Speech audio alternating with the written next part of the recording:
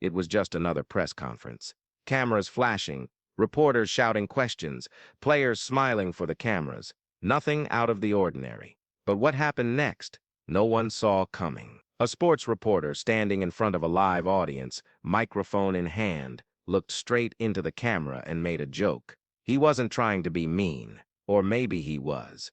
Either way, what he said, he mocked Stephen Curry, live on national TV, and not just any day. This was right after Curry had missed a few big shots in the playoffs. The pressure was high. Fans were upset. Critics were circling like sharks. So when the reporter asked his question, he didn't ask about strategy or how the team planned to bounce back. No, he smirked, cleared his throat, and said, "Stephen, you've always been known for your shooting. But lately, you look more like someone who just picked up a basketball yesterday. What's going on?"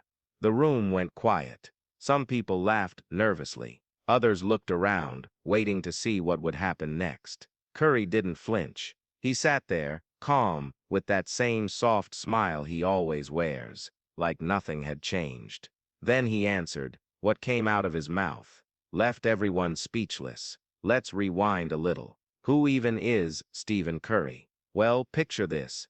A skinny kid from North Carolina, not built like a superhero, not the fastest, not the strongest. People told him he wouldn't make it. Colleges barely recruited him. NBA scouts doubted him. But somehow, against all odds, he became one of the greatest shooters in basketball history. Golden State Warriors, two-time MVP, four-time champion.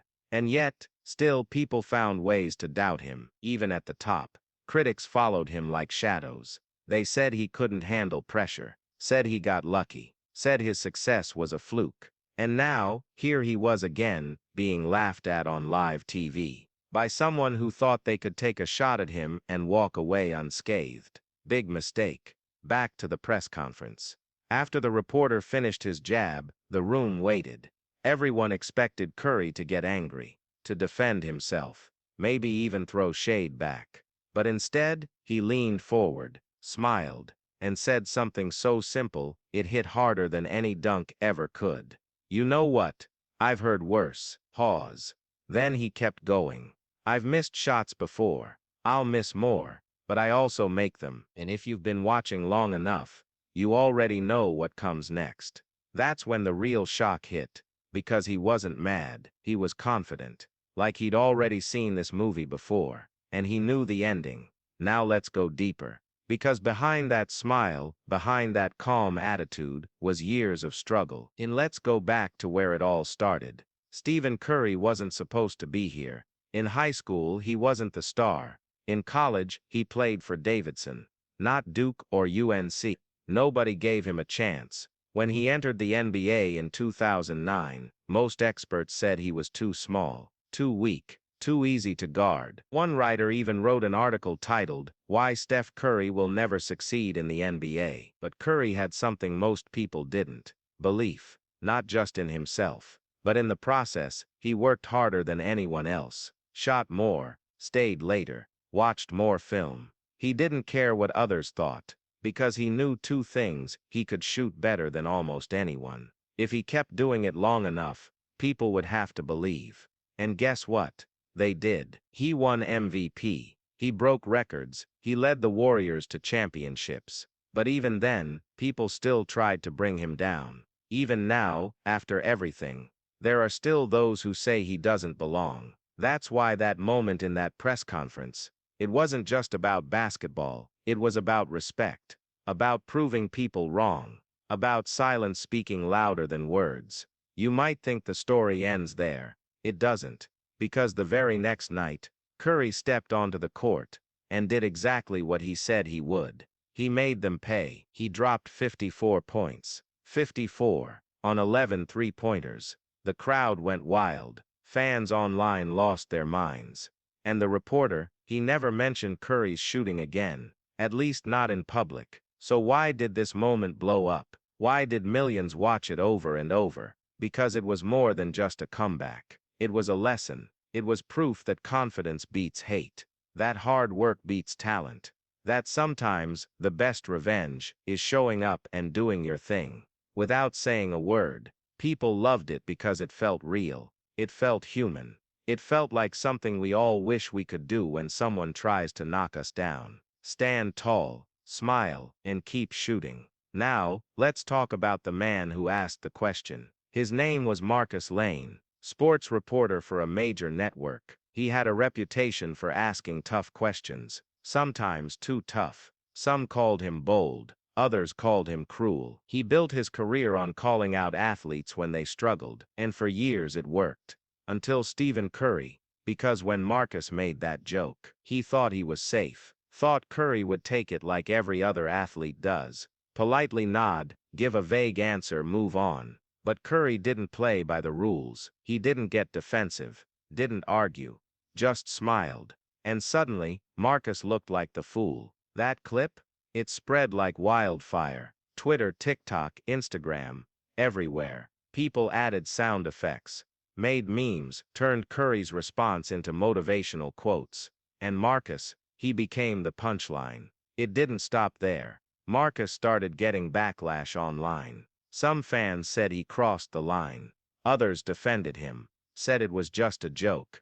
But the damage was done. His channel dropped in views. Sponsors pulled out. Within weeks he was off the show. He disappeared from the spotlight.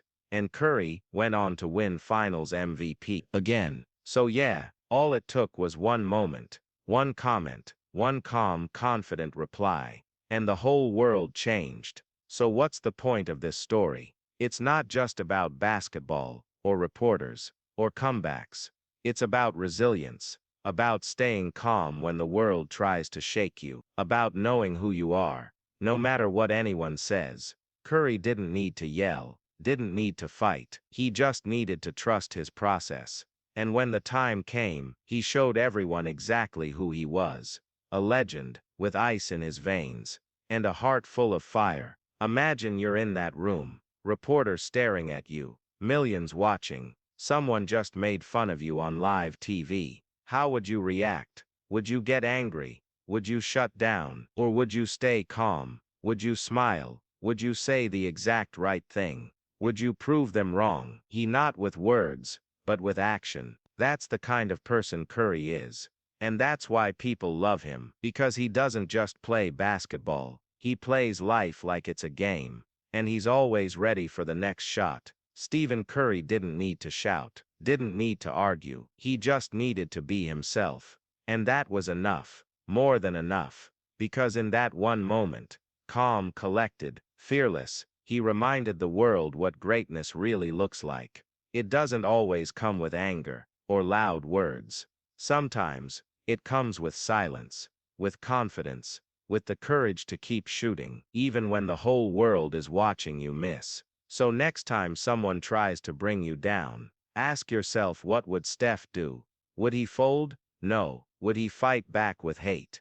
Nope. He'd smile, he'd work harder, and then he'd hit the shot that makes everyone forget they ever doubted him.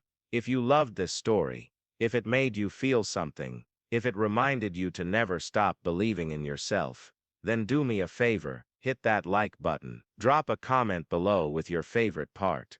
And most importantly, because trust me, this isn't the last time someone tried to take down a legend, and it won't be the last time they got reminded who's really in charge. New stories drop every week, so if you want more moments like this, more comebacks, more drama, more real-life lessons from the biggest names in sports and life, make sure you don't miss out. Hit subscribe now. See you in the next one.